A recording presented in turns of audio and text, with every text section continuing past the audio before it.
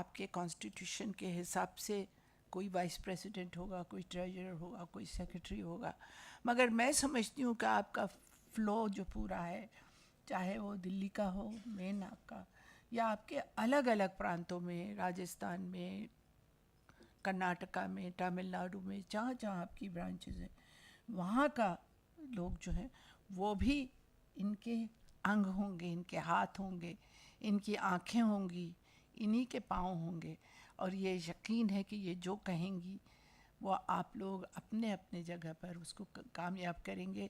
क्योंकि मैं अकेला ही चला था जानिबे मंजिल, मगर लोग साथ आते गए और कारवां बनता गया। मैंने ये शेर सुबह पढ़ा था, जो आपने यहाँ बैठी थी, उन्होंने एक शेर पढ़ा था, खुदी को कर बुलंद इतना कि हर तकदीर से पहले खुदा बंदे से कुछ पूछे, बता तेरी रज़ा क्या है। ये इकबाल का शेर है, डॉक्टर सर मोहम्मद इकबाल का। इस शेर का उर्दू में तो यही है कि अपने आप को, अपने अना को, अपने जज्बे को इतना, अपने सेल्फ कॉन्फिडेंस को इतना मजबूत करो कि खुदा भी पूछे कि भाई तुम क्या चाहते हो, तुम्हारे लिए क्या करें।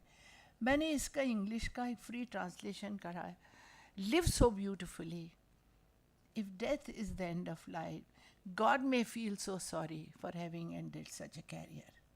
That these words, I wish all power and a great flow to flow, and to the chairman who will guide the boat of women's empowerment to its heights. Thank you.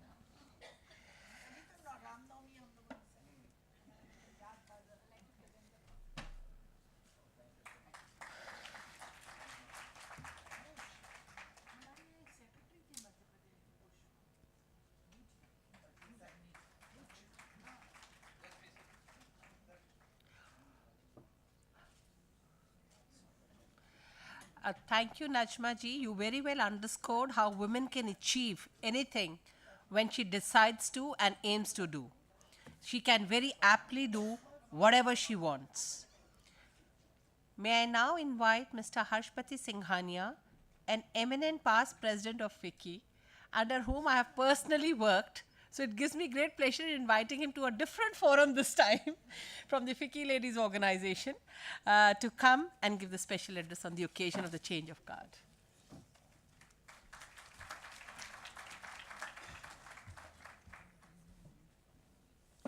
Thanks, Manju. Good afternoon, everybody. Najma ji, जो आपने क्या कहा था, नमक का धेला, खैर आपने उसको तो पिघला दिया अपनी बातों से वास्तव में। और जो आपकी कहानी थी, कहानी नहीं, हकीकत थी आपकी धोबन और माली वाले की, वो इसका प्रूफ है कि कैसे women empowerment काम कर सकता है. And I was not here this morning, and if you will permit, I will speak in English and sometimes get into English maybe. But हाँ, नहीं आपको जरा राज्यसभा की आदत है ना, मैं so I think you had a wonderful session this morning, and I missed it, but I will try and certainly go through the very impressive book that you've made, Malvika. But let me get on to the formal part of my business, and it is very impolite of me not even to address the members on the dais, Najma ji, whom you all know and I don't need to introduce, Malvika Rai, I should say now as President FLO still, Miss Neeta Bujra, the incoming President FLO, Dr. Manju Kalra Prakash, who was kind enough to say that we worked together, but if I succeeded in any measure, it's due to strong ladies like her who were there in FICCI. Very much so. And we've actually traveled abroad and for a Bollywood event. Remember the IFA in Bangkok? Anyway, and then suddenly I found Manju transformed and wearing a very fine sari and all this jewelry. I said, Manju, I saw you in the day. What is this? She said, no sir, वो है ना, वो लोग actor भी आ रहे हैं, वो भी आ रहा है, शाहरुख भी है, वो फलाना है, ढिमका है. So I said, okay. So anyway, and Dr. Arvind Prasad, past presidents of FLO, many of whom I've had the privilege of knowing personally, chapter chairs of FLO, FLO members, and then ladies, and a few brave gentlemen somewhere. Well, I'm delighted to be here at this gathering of at the 30th annual session of FLO. FLO indeed has done exemplary work to empower women through the promotion of entrepreneurship, and I think as this morning with 150 entrepreneurs, women entrepreneurs, the book and many of them being here is testimony to this. FLO has been undertaking a multitude of programs and initiatives and which have had national impact. And I think today FLO, although it started as a sort of a ladies' wing of FICCI, is undoubtedly a well-recognized organization in its own right. And on behalf of FICCI, I would like to very much acknowledge that. So really a fantastic thing that FLO has done.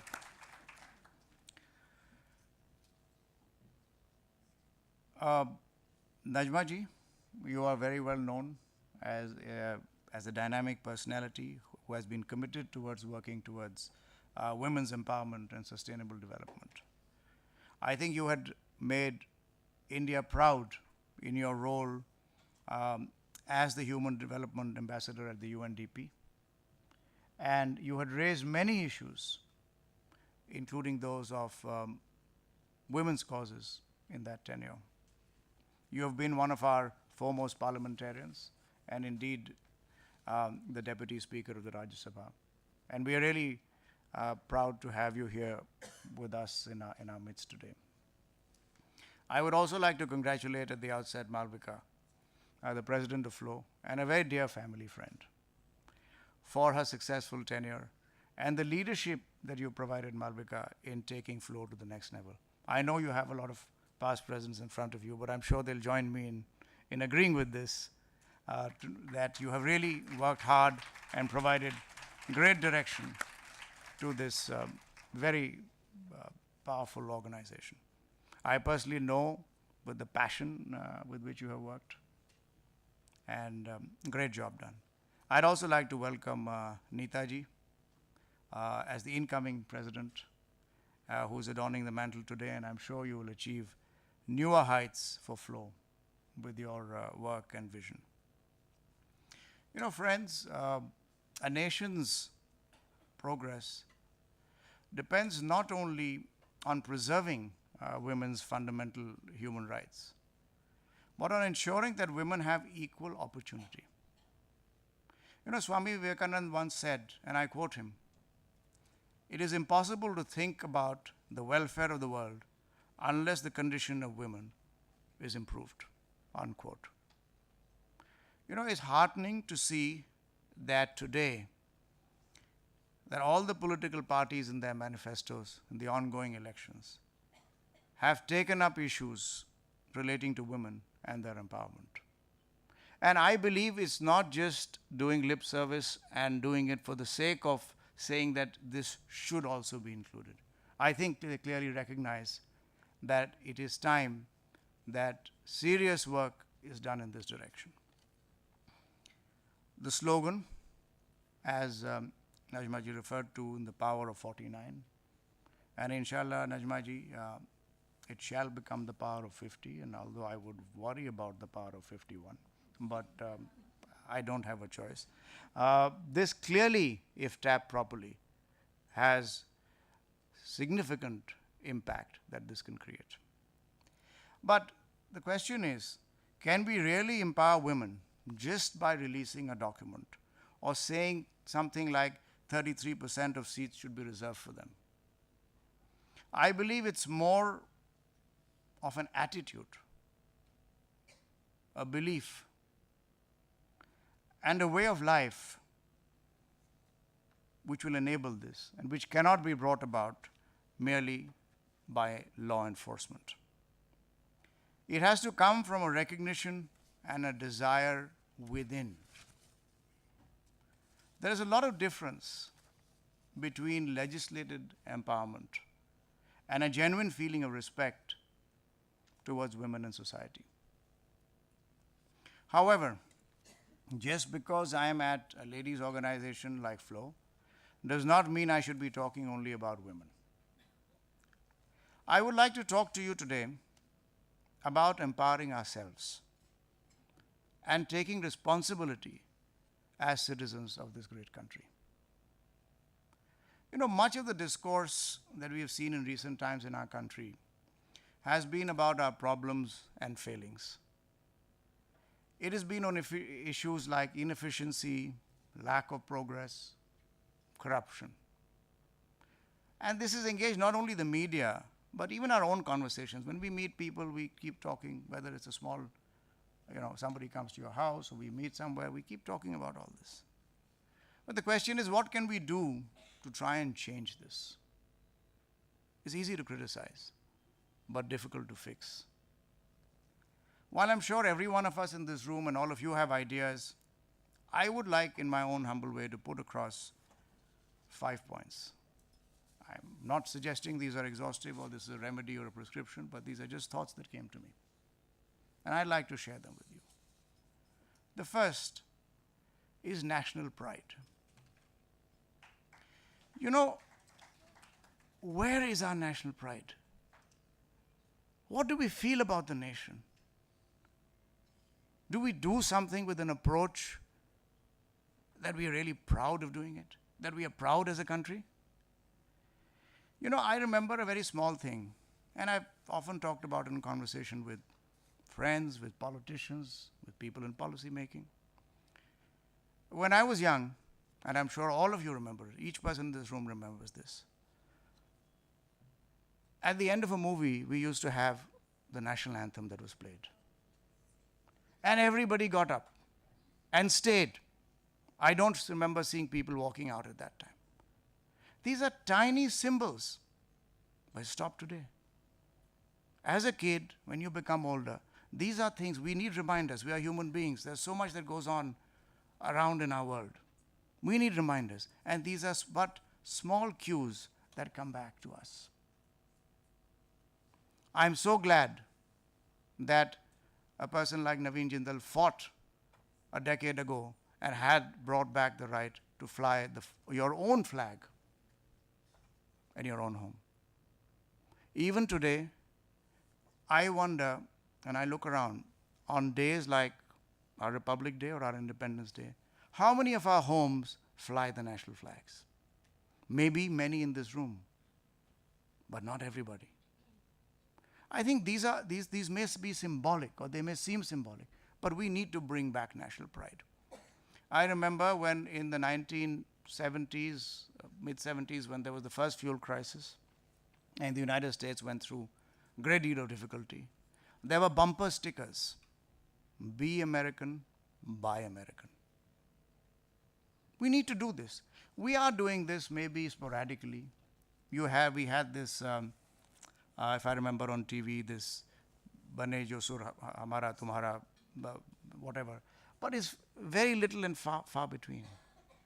I would urge that all of us should bring this back in our work, in our families, and the media should talk more about this than merely, all right, it's their job to tell us what's happened, what's wrong, what's not going right, and bring that in the fore and have debate. But But also talk about positive things. Also talk about what we can do to bring out examples like the ones that you've talked today. One example every day in the newspaper to say, look, this is what our women can achieve. This is what we can achieve. So the first thing I wanted to talk about was the issue of national pride. The second is discipline. Where is the ethic of hard work? We all know, we've learned, we've heard, but you know, any nation that has been built by sheer hard work by its people. Germany and Japan, ravaged from the World War II, rebuilt themselves. We have seen the examples of even countries like the United States and now China. Things can't happen without hard work. Recently, about 6-8 months ago, I interacted with the Chinese Deputy Prime Minister. And in the conversation of half an hour that we had, he must have mentioned for Japan, we have to work hard. We have to work hard at least 4 times. And we were not talking about working hard, we were talking about global issues. But that is the deep-rooted feeling within the people of a nation that we need to work hard. Let me give you a very small example from my own life. When I got married, my wife Mamta is sitting here, we were sent off that very year to the United States. I don't know, my elders didn't trust me कि ये भाग जाएगा, तो शादी करके भेजो. Whatever, we went together. Since we were married, we were living off campus in an apartment. I'd gone there, we both had gone there to study. And beneath our apartment, there were 5 or 6 offices.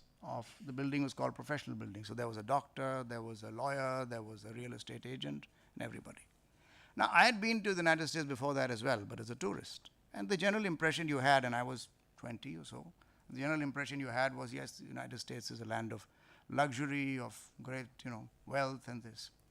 But I learned soon that when I would get up in the morning, whether I had class, I was rubbing my eyes because I had a late class, or I had an early class, I would see that at 5 minutes or 10 minutes to 8, a car would drive into the courtyard. It usually used to be the secretary or the assistant. You talked about the importance of secretaries, Najmaji, of that person coming into office, seeing that the office is ready. At about 3 minutes or so, or before 8 o'clock, the man, and I remember there was this chiropractor doctor who was like 80 years ago, he used to walk with a little hobble, whether it was him or the young real estate agent or anybody else, would walk into their offices.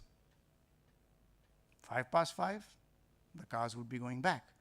But this routine happened whether it was snowing, whether it was raining, whether it was hot, or whether it was cold. 5 days a week, from Monday to Friday. I realized that this nation is built on hard work, not only in the lap of luxury.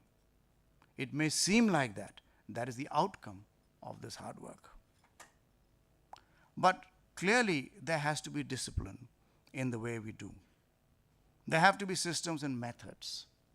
We have become a nation of shortcuts, of jugaad, of this whole thing. We will do it. Ho jayega. Kar lenge. Where is exactly? Chalta hai. Where is this whole issue of systems and methods? Again, I'd like to say, when I think of some of these things, you take an airline pilot.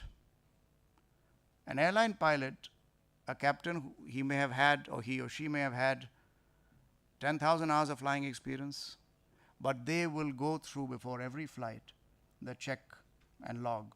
Check before that, because human lives are at stake. He can't walk into the cockpit and say, oh yes, I know how to fly a plane, I've done 10,000 hours of flying, and I'll just start the engine and take off. There has to be a method and system in everything we do. I think we are losing it, and that is why we are losing a lot of our institutions and the way our institutions function. The third is accountability and consequence management. Where is the accountability for something? Where is the consequence of not doing anything, of not doing something properly? This is where the chalta hai attitude comes. That Yes, we will do it. But what is the consequence of not taking a decision in time? How much has it cost our nation? What is the consequence of not doing something properly? Who is responsible? You know, we have got into a situation where everything is getting accepted. And unless there is, and you see organizations, you see private sector organizations, even good government organizations, even good administrations, there's consequence management. Why did our same Indian trains run on time in the emergency? Why do some airlines have planes that take off on time and some others that often get delayed? This pervades throughout. And it is, in my view, this whole issue of there being the lack of accountability or being no consequence management. The fourth point is about values, of being a good human being. Where are these values? We like to talk about it, but to what extent do we really practice this and imbibe this in our lives, at homes, in the work ethic, in the way we do things? What are our values as a nation? What do we stand for? I think we should think about some of these things and arrive at. These have to be taught at school. I remember when I was in school, there used to be a moral science class, and I was in a Jesuit school. I don't know, I think there are classes, but I've never heard my children come back, and I have 3 boys who are still school, college going, who have come back and talked excitedly about this. These are values that have been taught at school, reinforced at home, and demonstrated by our behavior. How do we build up our nation unless we have these things? And the last point I want to put before you is the issue of action orientation. We are a great debating society, this country. We love to talk about things. A lot of things that are none of our business, incidentally. And if nothing else, so many times, even I indulge in this. You talk to somebody, you've run out of conversation. Acha to aur batao, aur kya? You're talking on the phone, you're talking long distance. Or, what is this or? I mean, you get on with what you've done with your work. You don't have to, it's not probably the last conversation you're going to have with this person in their lives. But seriously, we have opinions about everything. We debate. We are actually, as somebody had well put it, the argumentative Indian. Exactly. We just keep talking about it. But where is the action? The idea of debate is to get different viewpoints. The idea of the discussion is to understand somebody else's viewpoint and maybe appreciate and be able to explain your viewpoint. But at the end of the day, a decision has to be made, an action has to be taken, and we need to move on. There is no action orientation. Because I think there is one underlying factor, maybe I'm wrong in thinking about this. Because with empowerment comes responsibility. And to take on responsibility, one needs to have some courage. So is it that sometimes we are shirking from this? That we want to give our view, but we don't want to be held responsible for actions? We have to learn to be responsible citizens. It's easy to get, this right and that right and have this and have that. You have the RTI, which is a great thing, but it can also impede a system if allowed to go out of control. If somebody doesn't say that enough is enough. See, because with every decision can look different with hindsight. But decisions are made at a point in time, and action has to be taken at a point in time, given those facts that are before you at that point. Therefore, we have to get into this issue of becoming responsible citizens. We want to be empowered, enlightened, but we need to be responsible citizens of this world. Malvika, that's exactly the end of what I had to say, so you don't have to worry about time. I've been through a lot of that on this podium, on this very podium. But honestly, I wanted to leave it there. I am not saying that I want to preach this, because I am myself imperfect. But I certainly want to remind myself of some of these things. Because in my view, it's only when we start doing this and bringing back the dignity of women in our society that I think we can truly develop as a nation. Thank you very much.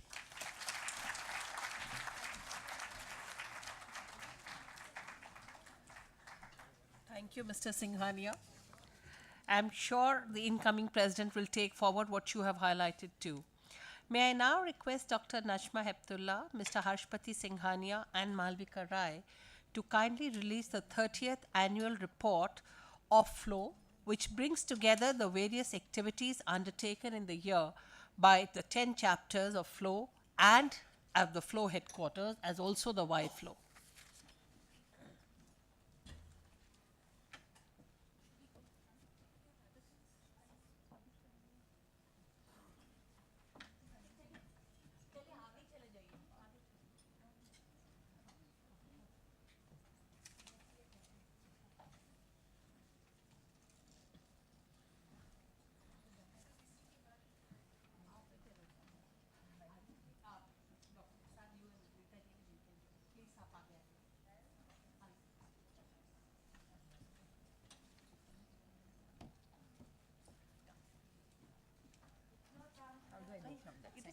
Steps in, steps in.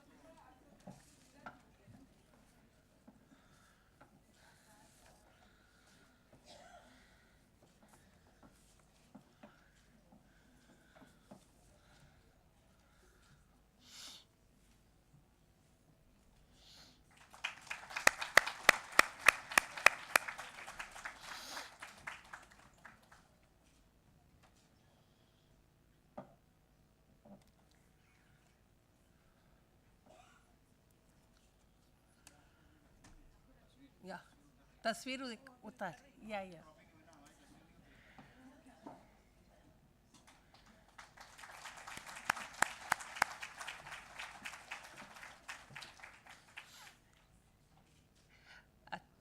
Thank you. If I could just request you to please continue to stand here, you can keep the copies behind. Every annual session sees the baton of command being changed. May I request the outgoing chairperson of YFLO, Garima Jain, to present the medal to the incoming chairperson, Avarna Jain.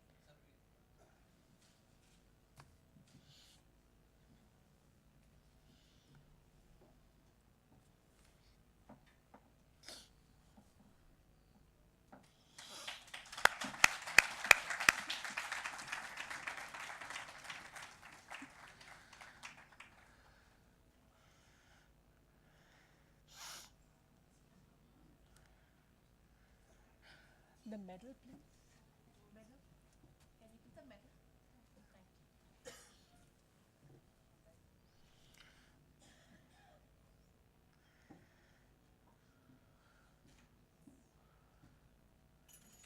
Cordless mic program. Mic program.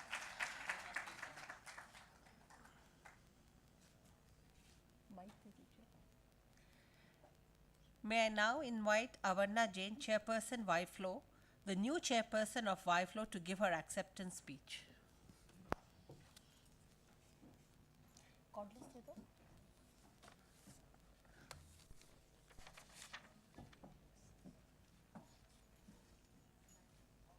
No, I request you to continue to stand and just give it.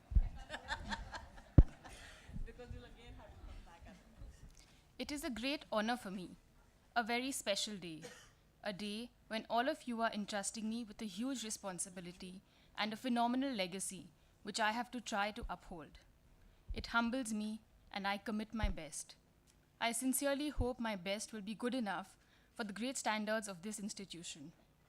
I look forward to your support, your guidance, and your blessings.